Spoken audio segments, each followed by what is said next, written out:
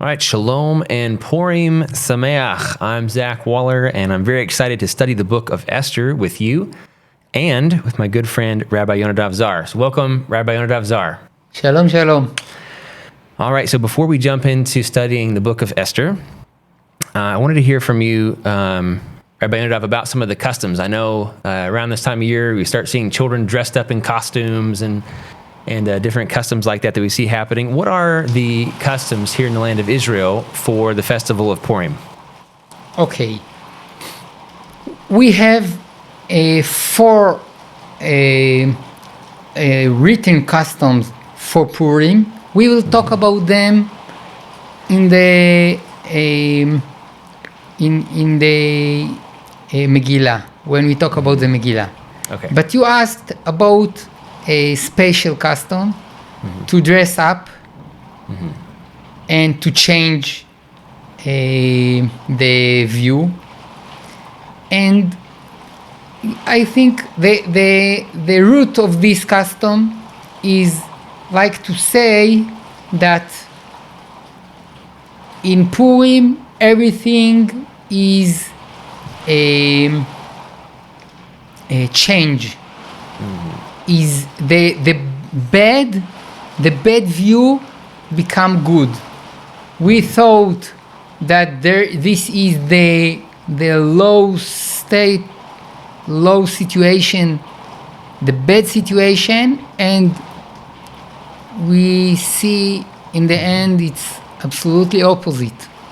It's become good. It became good. So the changing of the clothes, it's like to say everything is changed. What seems good is might be bad, but also that's this is the important thing. The bad can become good in moment. Right, so the idea is that things are turned on their head, I think. It's like topsy-turvy, I think we would say in English. All of a sudden, what looked one way is totally different. Exactly. So you're saying that so people dress up to look like they're something that they're not. That's right. To show that, okay. Very good. And then, I think there's a lot of rumors that go around about this other custom that I want to talk a little bit about because I want people to hear the truth of what actually happens here. And I've heard some people say that it's a Jewish custom to get drunk on Purim. And obviously from a Christian perspective, we're like, whoa, what's going on? We don't believe hardly even in drinking alcohol, or maybe a little bit. And obviously we've come to realize that the vineyards being planted on the mountains of Samaria and producing wine is a very, very good thing. And that alcohol and wine production can actually be a very biblical and good thing. But getting drunk, a lot of times we're like, whoa, what's going on there? So I want you to explain a little bit what is the custom and what actually is the reality of what you as the Jewish people practice during Purim. Okay. What you said about people that said it's bad to drink alcohol, I must say it's very real view on the alcohol, like we know from the Nazir.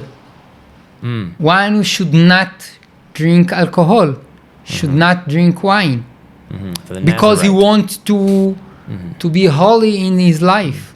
So it's not lie to say it. But also we don't tell everyone be Nazir. Right. We don't say it. Because we want to connect the holiness and the joyful. And the wine, we use the wine for Kiddush, to bless on the unique days in Shabbat and in the festivals, and when we married, in marriage, wedding, and in a circumcision also we bless on wine, because we want to say that the holiness has to reveal also with joyful. So this is the fundament of drinking wine in our Jewish life. But also in Purim, we have another reason, that all the miracle of Purim came with the wine, with the drinking of wine, with the banquets. The banquets. Banquets. Yes. And also we have to say in Purim that whatever we will do, even when we lose our mind, we will be righteous. We will do what God wants. So it's very nice, because you think I can drink alcohol, but on the opposite, it's a reduce the drinking to people who will be righteous with alcohol. So there are different methods about the drinking of alcohol in Purim. There are rabbis that says you should not drink because it's dangerous. You can drink a little more the regular. Others say you have to drink and to be confused. And others say you have to drink and to be drunk. So the principle is that you have to be happy in Purim and to be righteous and be nice to your friends and make your friends happy. So if the drinking ruin all that, don't drink. And if it's strength all that, and with the wine you open your heart to your friends and make peace with friends you fought with them, and make your family and your friends happy, okay, drink. It's okay once a year. It's okay. Well, that's very interesting. It's good, and it's interesting to hear more the Jewish perspective, and like you said, that not everybody does it, and that the concept is be happy. So if you're becoming violent or anything like that, then that is not good, and not what people are doing during Purim for sure. So it's good to have that clarified. All right, so let's dig into the book of Esther and see what we find here. So basically what we're going to do is I'll go through each chapter, and I'll give just a really quick summary of the chapter, and then we'll ask Rabbi Yonadav a few questions, and we'll see where it goes from there. All right, so starting here in chapter 1 of the book of Esther, we have Achashverosh is the king, and he rules over 127 provinces. His throne is in Susia, which is the capital of the Persian Empire. And so this king, he holds a huge, big feast, 180-day celebration. This is like the party of all parties here. This is a really big deal. And he shows everybody the riches of his land, and it takes all the leaders and shows them his riches and his great wealth. And then it's as the king has a few glasses of wine, and then he commands that Queen Vashti should be brought before him, that she should come in, and she refuses to be brought before the king, and the king gets enraged. He's upset. He's like, what's going on? How could the queen disobey my command? And then the wise men came in and said, well, Vashti should be banished from the kingdom, and another woman should be crowned as the queen. And the king says, yes, that's correct. We don't want other women acting this way towards their husbands, so we're going to kick Vashti out as the queen, and we're going to find somebody else to be the queen. So that's a rough overall view there of chapter 1. So my question for you, Rabbi Yonadav, is it's really interesting that this chapter goes into really great detail about the celebration of the king. And it says in verse 6 here, chapter 1, it says, there were white cotton curtains and violet hangings fastened with cords of fine linen and purple to silver rods, marble pillars, and also couches of gold and silver on mosaic pavement, marble, mother of pearl, precious stones. Like, it's very, very specific on what elements were at the banquet, what the king used in order to decorate with. It says the drinks were served in golden vessels, vessels of different kinds, and the royal wine was lavished according to the bounty of the king. And so my question is, why does he give us so many details for this party? Okay, we can read the Megillah in two different levels. The first level is very simple. We read the whole story and see how God changed all the story from bad to good, and all the detail describes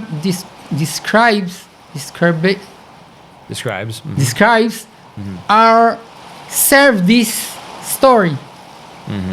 But also we have a deep level that we have to try understand the goal of each described.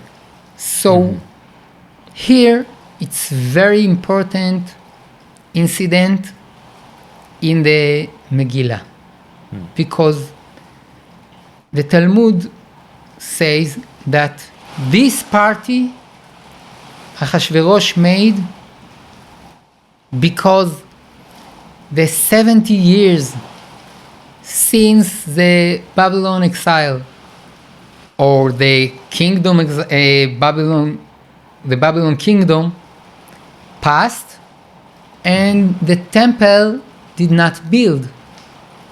So he celebrated like, oh, I will reign forever because the Jewish will stay forever in the exile. And the Jews participate this celebration. It was very bad. So all the describe came to let us feel all the richness of Hashverosh and his kingdom, and to let us feel the light feelings of the Jews toward this party. And it's like to build the tents. Look, it was so nice and so happy, but think about that. We also learned that kelim mikelim shonim, different tools, it's the tools of the temple. He used the tools of the temple, and they drank from these tools. They did not understand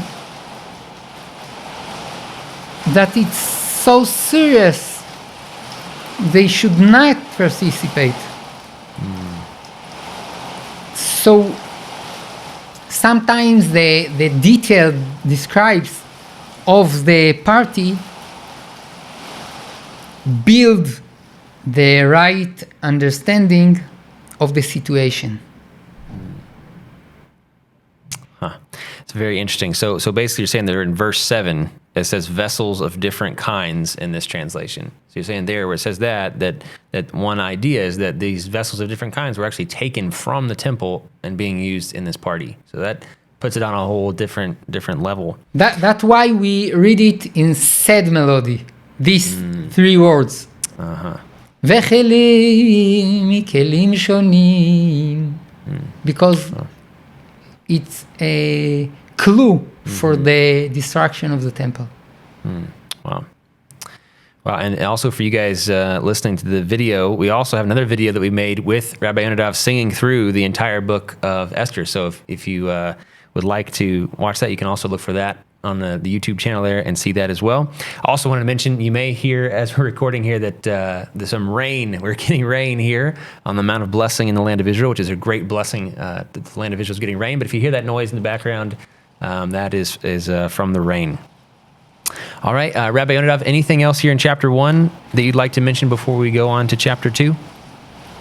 No, we can continue. Can you continue? All right, so continuing on in chapter 2, I'm just going to summarize the chapter here. So basically we have the king's men going out and searching out to see if they can find beautiful young virgins, and they're going to bring them in so that the king can choose and see who he would like to replace the queen. And then our heroes come in at this point, and we have mentioned here a Jewish man named Mordecai who lives there in Susia. And it also talks about Hadassah, his orphaned cousin, who Mordecai brings in to take care of as his own daughter. And Hadassah, it says here, was also known as Esther. So we have two different names, Hadassah and Esther. So unfortunately, or fortunately, later on we find out, Esther gets taken by order of the king. But she did not let anyone know that she was Jewish, as Mordecai had instructed her. Mordecai told her, do not let anybody know that you're Jewish. So she is taken, but she doesn't let anybody know. And after a whole year of beauty treatments, 12 months goes by, and then Esther is brought before the king, and he chooses her to be his queen. So Esther goes from Mordecai there to be the queen of the Persian Empire. And then at the end of the chapter, we have this really interesting story of these two guards of the king who try to kill the king. They tried to murder him, but Mordecai heard about their plot. He heard that they were trying to plan to murder the king, and so he told it to Queen Esther, who was able to deliver the message to the king and uncover the plot, and had those two guys hanged on the gallows. All right, so we have a couple questions here for you, Rabbi Yonadav, in this chapter. First question is why does Esther have two names, Hadassah and Esther? Okay, Hadassah was her Jewish name, and Esther was her Persian name. Okay. Esther is name of the star, we call it Noga. It's a Venus. Okay. And it was a goddess for the Persians. And maybe it also helps us to understand the situation of the Jews in exile. It's like a cultural fight always. And there is influence. And we have to be careful from that influence. And maybe that's why we have the two names, and we call this book on the Persian name, Esther. Right. And it also remind us, Esther, this word is very similar to the word to cover. Hester, lehastir. Oh, okay, yeah. So it's like the scroll, the book of the cover, hide. Interesting. And we see that played through her because she hid her Jewish identity throughout the book. Wow, that's really great. So then, next question is why did Mordecai not want Esther to tell anyone that she was Jewish? Do you think he thought that she would be rejected as being queen? But then in some ways, it seems like you might have thought that was a good thing. Why should a nice Jewish girl be in such a very difficult place So what do you think? Obviously, we know the end of the story, so we know what ended up happening. But why do you think Mordecai didn't want Esther to tell anyone that she was Jewish? We know what written. It's not written, but we can guess. Like you said, we know what was the role of this detail in the whole story. So Haman had the brave to do something against the people of the queen. But we don't know why Mordecai decided to hide it. Maybe the position of the Jews was low, and he was afraid they will hurt her. We don't know. All right. Anything else in chapter 2 before we move to chapter 3? Maybe we have to remind that Esther told Hashverosh in the name of Mordechai. Yes. About Bigtan Vateresh. So in the Talmud it's written that one who says thing in the name of the one who told him bring salvation to the world. Here Esther told in the name of Mordechai, and later we will learn that it brought salvation. Wow.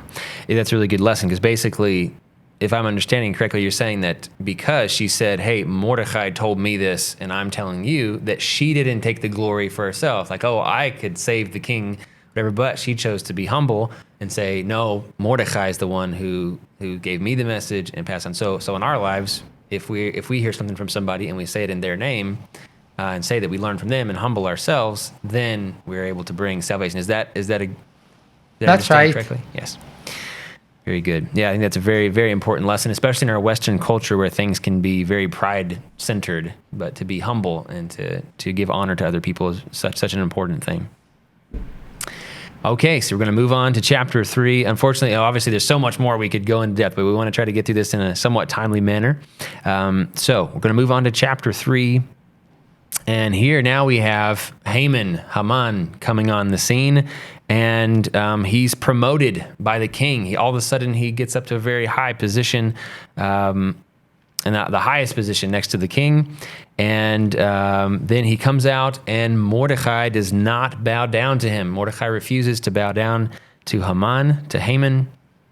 And this really makes Haman really mad. He's like, what in the world? Why won't this Jewish man bow down to me? This doesn't make any sense. And he was so mad, it seems like, that he wanted to destroy all the Jewish people. And so Haman deceitfully asks the king if he can annihilate the Jewish people, and even pays the king a bribe, basically, in order to make the decree. And so the decree was made. And it was issued that on a certain date, the 13th day of the 12th month, that all those in the king's provinces were to kill all the Jews, young and old, and to take all their possessions and plunder. Really awful, awful decree set forth by Haman. All right, so that's the basic summary of chapter 3. So our question is, in the beginning of the chapter, it says that Haman was an Agagite. What is significant about the fact that Haman was an Agagite? We know we have law to fight Amalek, and Agag was the king of Amalek, and Haman was his descendant. So Amalek is the presenter of the evil in the world, and it's very fit that the nation that its economy is to steal from others that grew sheep and a plant, and they just steal, just take from others. It's only fit that this nation also decided to fight the Jewish people that bring the word of God to the world. And we have to fight them all the generations until they will disappear or they will change their intentions. So, of course, it must be Haman, Right. the Agagite, the Amalekite, that want to destroy, to distract all the Jewish people. Wow. So that's very, very significant then that he was, that gives that detail, that the Haman, the Agagite from Amalek. So that's a very, very important point there. So the next question is, here we have Mordecai taking a pretty big stand here, and not bowing down to Haman. So my question is, would it have been wrong for Mordecai to bow down? I mean, I would think it would have been reasonable that for him to say, "Oh, well, it could save my life. It could save other people's lives. If I make a big stand here, then it could, wipe everybody out." So would it have been wrong for him to bow down to Haman? We learned that there was an argue between the wise men if he is right, Mordecai, or not. And he said yes. And also maybe Haman had a little idol on the neck. Okay. So everyone who bowed to him bowed to the idol. Okay. But maybe, but it's very significant that Mordecai says, I have one master. I have a God. I can't bow to a man. And it was also like a fix to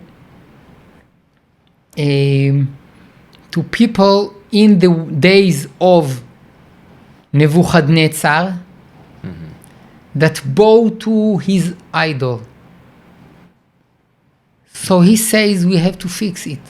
We will not bow anyone, just God. Well, that's really, really a big stand. Mordecai seems like he's definitely a very strong man, very man of faith. So I guess kind of going along with that, did Haman want to kill all the Jewish people just because he was mad at Mordecai for standing up and not bowing down to him? Or did you think, we talked about how he's descendant of the Agagites, he's Amalek, so maybe it's somehow something built in that he's taken this and has not made the decision to turn away from that. But does that seem like what's happening here? Like Mordecai didn't bow down, and so Haman just like loses it, and he's like, okay, we're going to destroy all the Jewish people. Is that what's going on, or is there something more? Okay, like you said, in the verses we read because of the bowing. But of course, we can guess that it's not just incident that he was Amalekite and Mordecai was Jew. Of course, because the Amalekites, the Jews disturbed them. Disturb them to continue in their evil way. They can't handle it. So maybe it's the two reasons together. Yeah, that would definitely make sense. All right. Anything else in chapter 3 before we go to chapter 4? No. Maybe the lot. Yes. Right. The lot is very important. Haman made a lot to decide which day to distract the Jewish people. And the lot, even the lot, guided by God. And this day, that's supposed to be the destruction day, became new festival. Wow. Yeah, definitely one of the things that got turned on its head, right? That's right. For sure. Exactly.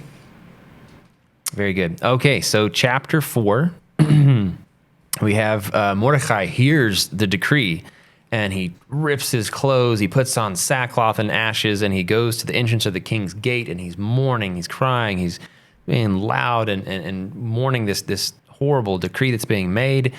And so then Queen Esther hears about it, and she sends clothes out to him and says, "What's wrong here? Put clothes on." Mordecai sends the written decree that had been sent out back to Esther and asks her to go before the king. You have to do something about this. You're the queen. So Esther sends the message back to Mordecai and says, "Hey, I haven't been called to the king for the last 30 days, and if I try it right now, I could be killed. Like if somebody goes in without being asked for, it could be really bad." And so Mordecai sends word back and says that, you know what, you probably won't escape in the king's palace either, and that if she didn't do something, that salvation would come to the Jewish people from another place, and that maybe she had been sent to be the queen for such a time as this, right? That's the really big phrase. We hear that a lot, especially, I don't know, I would assume it's probably in the Jewish circles as well, but even in Christian circles, we hear that phrase, for such a time as this, right from this Esther story. So then Esther responds that she will go, but she wants all the Jewish people to fast and pray for her. And so Mordecai agrees, and he goes and he calls a fast for all the Jewish people. So big things are happening now in Susia, and it's going a little bit crazy. So my question for you, Rabbi Yonadav, is, and we have, thinking about this, how these people have been carried away to Persia, to Babylon from Jerusalem, and it's been really rough. Like they've been pulled out of their homes, they're taken away captive, and now we have this edict being given to annihilate all the Jews. How did Mordecai have faith to believe that even if Esther wasn't able to do anything, that salvation would come from another place? Like it seems that statement is just very powerful, and like a decree had just been made that they'd all be wiped out, and he's like, "Oh, if you don't do it, don't worry, somebody else will be raised up to bring salvation. We just know it." So how did he have that kind of faith when he had been taken captive and now this really horrible edict had been given? I don't think he wanted to say that whatever will be, there will be salvation for the Jews from this trouble. Mm-hmm. He wanted to tell her, you have a role, and you can't leave it to someone else. Of course, if the troubles seem so big, so God will save us, because God will not leave his people. But here I think the focus of Mordecai was not there will be solution. No. You have to make the right steps. You should not give up. Okay, it's difficult. Achashverosh didn't call you for 30 days. Okay, it's a problem, but you have to deal with it. Because we have a role. We have to be brave and to make what God wants from us. It's like I'll say, Zach, if you not come here to support us, okay, there will be someone else who will support us. I don't want to say that it's okay. I want to tell you, you are in this position, be brave and do it. Yeah, wow. And he was successful. Esther says, That's yes, right. I will go. If I perish, then I perish, but I'm willing to go and do it. So not only Mordecai has great faith, but Esther maybe has even stronger, I don't know, to be in that place where she knows that it's pretty good chance that she's not going to make it out. That's just an incredible thing. She goes, okay, I'm going to do it. And if I perish, I perish. Amazing. All right. Anything else you'd like to share in chapter 4 before we go to chapter 5? Maybe we can remind that those words, if I perished, I perished, we also read in sad melody. Because maybe this is the most sad verse in the scroll, in the book. Because what happened to Esther? She lost in the Persian nation. She has no descendants in the Jewish people. It's very sad. She gave all to save her people. Wow. Wow, that's really powerful. Okay, so jumping into chapter 5, we have how she does it. She puts on her royal robes, Esther. She gets ready and she goes in before the king, and the king accepts her and asks her what is her request. So Esther asks that the king and Haman, to come and join her for a banquet. And then when they come for that banquet, she asks him to come to another banquet on the next day. And so then we have the story of Haman goes out joyful. He's like, wow, I just got, go to the queen's banquet. But then he sees Mordecai, and Mordecai is not bowing down. And then he's all mad and angry again. So he comes in and he tells his friends and his wife that all the riches and position were worthless as long as Mordecai the Jew was there and he wasn't bowing down to him. And so Zeresh, Haman's wife, tells him, hey, go and build the gallows so that Mordecai can be hanged on it, and you can go and ask the king if he can be hanged.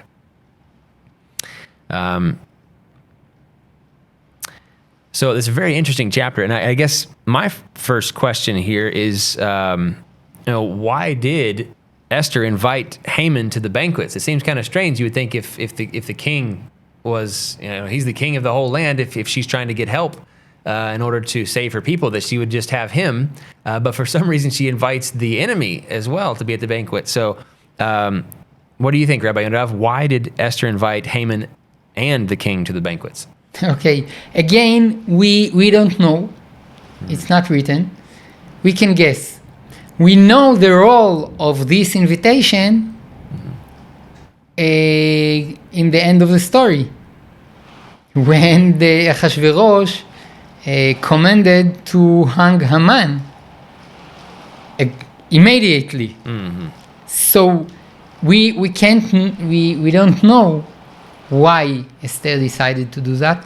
Maybe Esther did not know exactly what she is going to do. She tried to deal with. She did not know what to say, how to save. So, and in the opposite, the role of this invitation, the Talmud tells us, was very important, because why Ahasuerus in the next chapter couldn't sleep? He said, what's that? My queen invite the head of the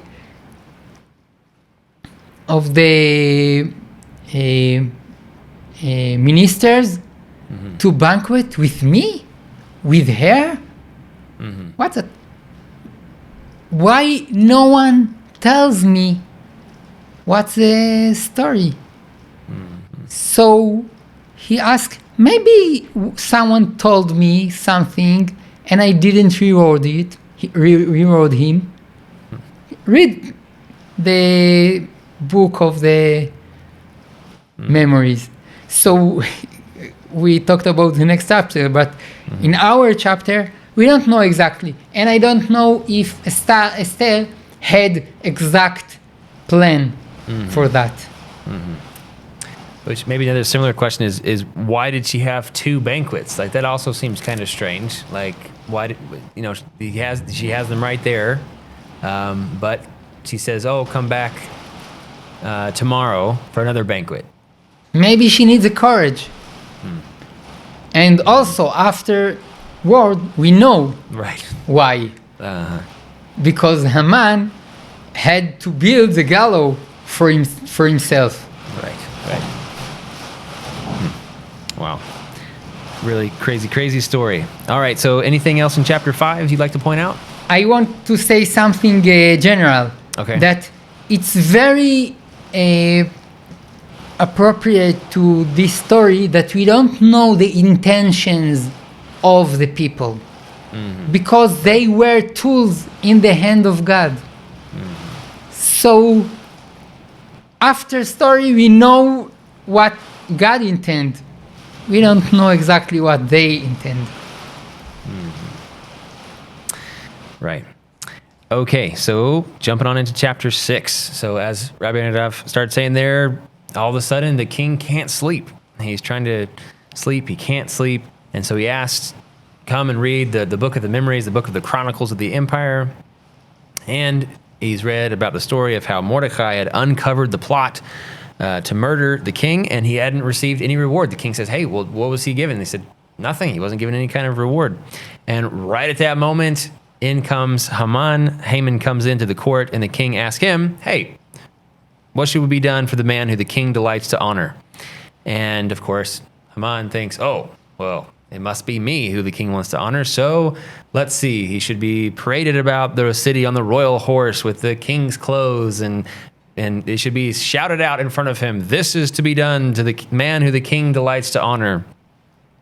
And then he gets a little surprised there when the king tells him, oh, that's perfect. Go and do that to Mordecai the Jew. And Haman's just like, what in the world? So he goes out, parades Mordecai around the city. He's so humiliated. He goes home and he tells his wife what happened. He's like, oh, this is the worst thing ever. And then she says something really interesting. She says, if Mordecai, before whom you have begun to fall, is of the Jewish people, you will not overcome him, but will surely fall before him. I always thought that was really interesting that she comes and gives this kind of prophecy. So my first question here is, this seems to be the beginning of the turn, right? All of a sudden, we thought it was going one way, and it's majorly turning around. And this seems to be the beginning of that turning on its head. So I guess one question is why did God let it go that far? Like, Esther could have came in and asked the queen, right? It didn't have to get like quite so climactic, and then all of a sudden, boom, fall back down. What can we tell about why God let it go to like the last second? Okay. First of all, when we begin this chapter, Balayla una de Dashnat HaMelech, we raise our voice because this is the beginning of the salvation. Okay. Second, we talked about the scene of bowing to the idol of Nebuchadnezzar. So they had to be punished. But they didn't really believe that this idol is God. They just made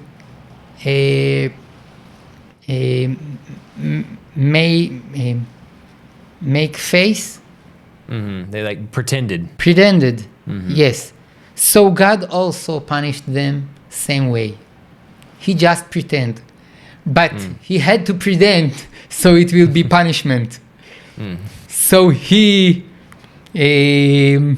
raised the tents.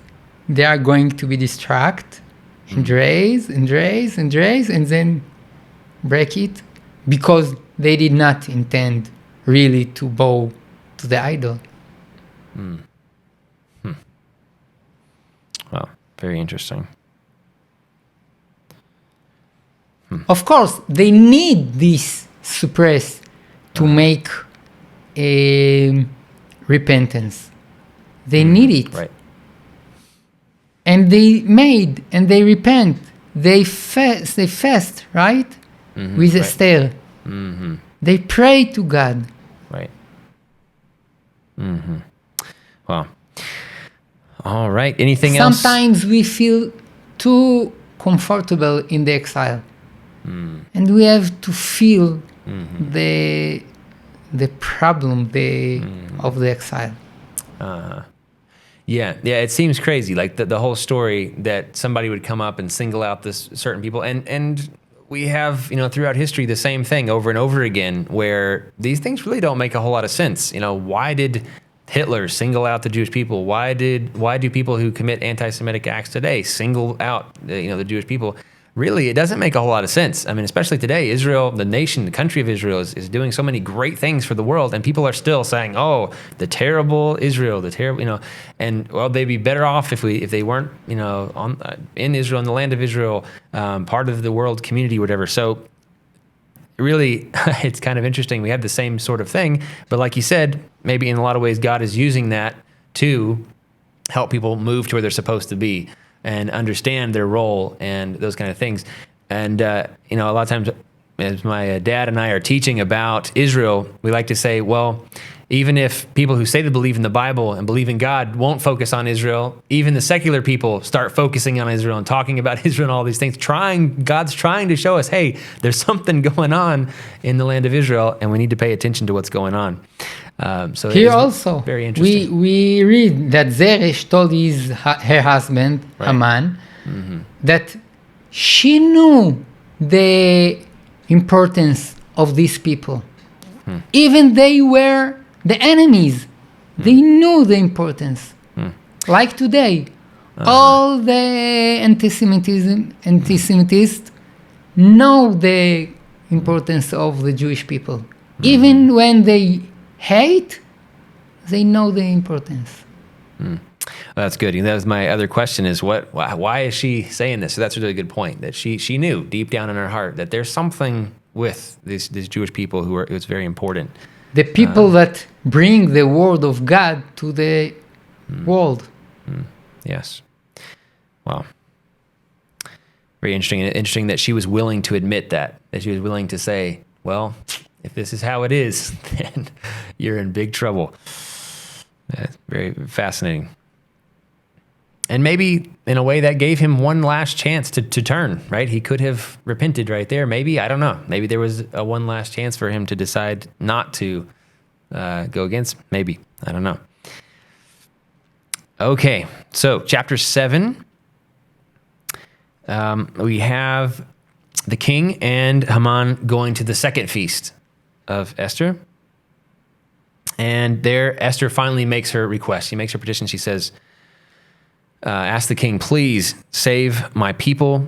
And then the king asks, well, who is trying to hurt you? What's going on here?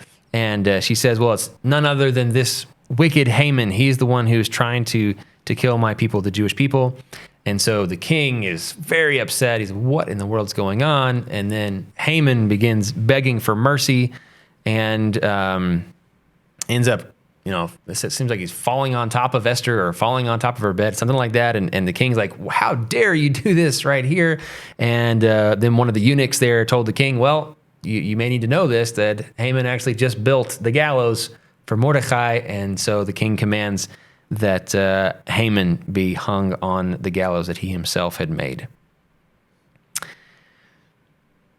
So here we have our first question here is, Esther is begging the king to have mercy. She's going before the king and asking him. And I don't know, as I was reading through, I thought, well, obviously it makes sense why she's doing this and that she's in this position, she's able to do that. But is it right for us to beg human leaders? Like here we have Mordecai not bowing down to Haman, but then we have Esther like basically bowing down before the king saying, please have mercy on us and allow us to survive. So what's the difference there? And is it right to go and beg human leaders that are powerful like that? I think that Mordecai told Esther to go to Ahasuerus, right, and to ask to save her people, right? Right. He told her, לבוא אל המלך, to come to the king, and to beg in his face Right. to ask. Of course, we have to pray to God, but we also have to make our efforts. Like we learned in the former lesson about our portion, that there is table in the tabernacle, that we have to work for our bread. We don't have just to pray all the day. Right. Right. We have the responsibility to try hard. So if there is such horrible decree, we have to try to cancel it. And she did it, of course. Wow. Yeah, I think sometimes, especially in Christianity, we tend to over spiritualize once again and say, "Oh, I'm just going to trust God. I'm just, He's in charge of the world, so just going to let Him do it." But God put us here to fulfill His will in the earth, and so we have to do whatever we need to do in the situations to bring His kingdom to this world and to recognize Him here. So I think that's really good point. Okay, anything else in chapter 7 before we move on? Now we can continue. All right, so we go into chapter 8. In chapter 8, we have King Ahasuerus giving the signet ring that he had given to Haman, now is given to Mordecai. And Esther asked the king, "Is there any way that we can reverse this decree that's been made to go and wipe out the Jewish people? Can we reverse it? Can we turn it around?" And the king tells her that there's really not any way to reverse a decree that has the signet of the king, but that they could write another decree to be sent out, whatever they wanted to write, whatever decree they wished to send out. And so they wrote a new edict that was written that gave the Jewish people permission to gather together and to fight against anyone who would try to fight against them. And they were also given permission to kill and to plunder their enemies. So Mordecai then goes out in royal robes, and the people of Shushan rejoiced, it says, and many people actually declared themselves to be Jews at that point. All right, so there's our brief summary, just running through. So my question is, and when I saw that verse, it says that all of Shushan rejoiced. Did all of Shushan rejoice, or just the Jewish people that were in Shushan, or was everybody happy to see the outcome that happened with the Jewish people being saved? I think that the people of Shushan were very confused. Like we saw when the first decree sent, that they were confused. Because Ahasuerus showed himself as a crazy king. Right. Mm-hmm. And when they saw something make sense, they feel relief. Also, the Talmud say that if not the first scrolls that sent, the first of that written about to be every man rule in his house. Right? Mm-hmm. They read the scrolls and said, "Oh, that king is crazy.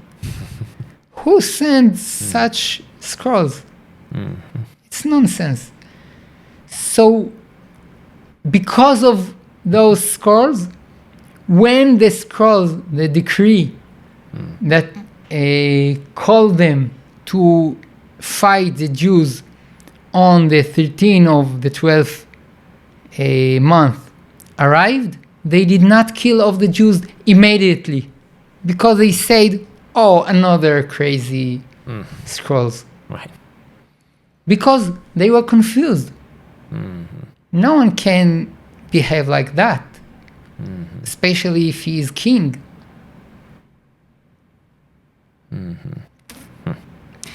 And then we have here, it says that many of them joined the Jewish people. So did these people actually convert to Judaism? Like, did they become part of the people of Israel? Or were they just pretending in order to not be hurt because they see that the Jewish people are taking out their enemies? Or were there people who actually, like from the nations, from the people of Persia, that actually joined the Jewish people? I don't know. Maybe they just pretend. Maybe they really decided to convert. But we have very important law that you should not convert plenty of people together because it's very personal decision. It can't come because of fear. It can't come because of the richness of the Jewish people. It has to be something very spiritual, very Like internal.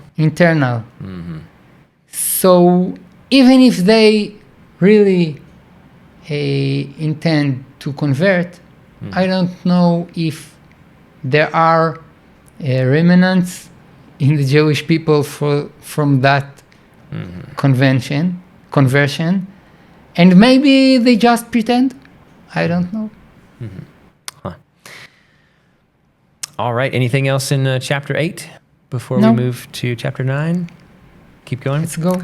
All right, chapter 9. So now we have everything's totally turned around. On the day that the enemies of the Jewish people had hoped to wipe them out and annihilate them, the Jews gained the upper hand. Their enemies were defeated, and fear of them fell upon all the people. We have the Jewish people running an amazing, miraculous victory.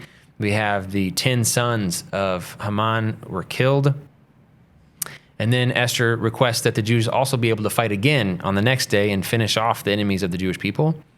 And we have 75,000 people who hated the Jewish people were killed. But it says specifically that the Jewish people did not plunder them. They didn't take the plunder. So then Mordecai declares that Purim will be a holiday. It will be a day of feasting and gladness, of sending gifts of food and gifts to the poor. And poor, here in Purim, means lots, after the lots that Haman cast to determine the date that the Jewish people would be killed. All right, so now my first question for you, Rabbi Yonadav, is, when this first edict came out, I suppose, it could have become easy for the Jewish people to see who hated them because, once the edict came out, then those people were like emboldened. They could have pretty easily seen, okay, these are the guys that are against us. And so when the second decree was made, they knew exactly who hated them and they could go and fight them and find those people. But is that how it happened? Or, I mean, it just seems kind of crazy that they actually killed 75,000 people and that turned around so much, like that they were going to be annihilated, and then all of a sudden they were able to find the people who were against them and kill them. So what exactly took place here? We don't know if they kill all their haters or just one who fights them. I suppose they did not look for people to kill them. Remember, they did not want to kill them. They asked the king to cancel the first decree. Right? And if he would cancel, they would not kill anyone. So we can suppose that they kill just one who insists to fight the Jews, to distract the Jews, even there were the second decrees. So that was really a big war. Yeah. Really big war. And it was a no choice war. Wow. And do we know how many Jewish people there were in Persia at that time? No, we don't know. We know that after the building or before the building, with the building of the second temple, 10,000 Jews came back to the land. And they were just the minority of the Jewish people. I don't know, maybe they were a few millions or 1 million, I don't know. There were a lot, quite a few.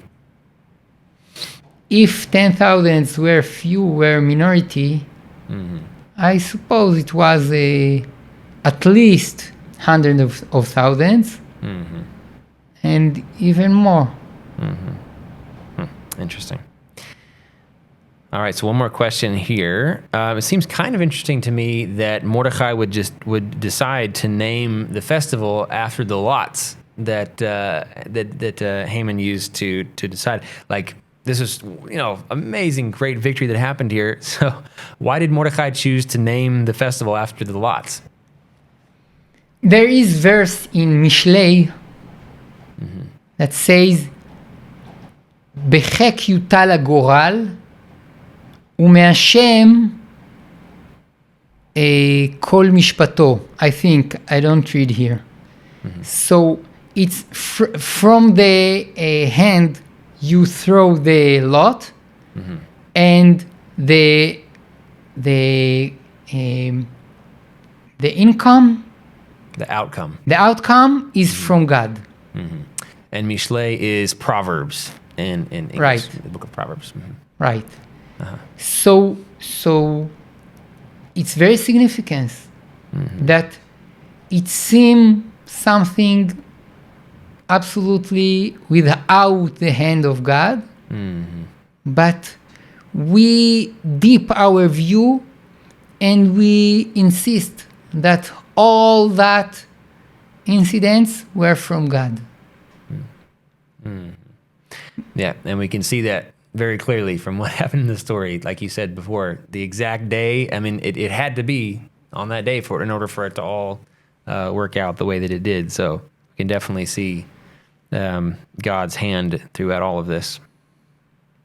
All right, we've got one more chapter to go. Anything else in chapter 9? We have sentence from the Talmud that says, Esther sof kol hanisim. Esther was the end of all the miracles. And I think the meaning is that we finish with miracles,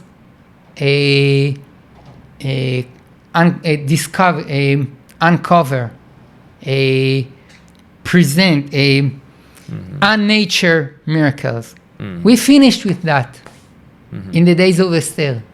Now all the miracles are coming in nature way. So we don't need a miracle like the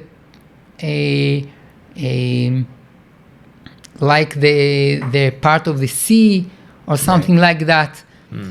We have to recognize the hand of God in the occurrence.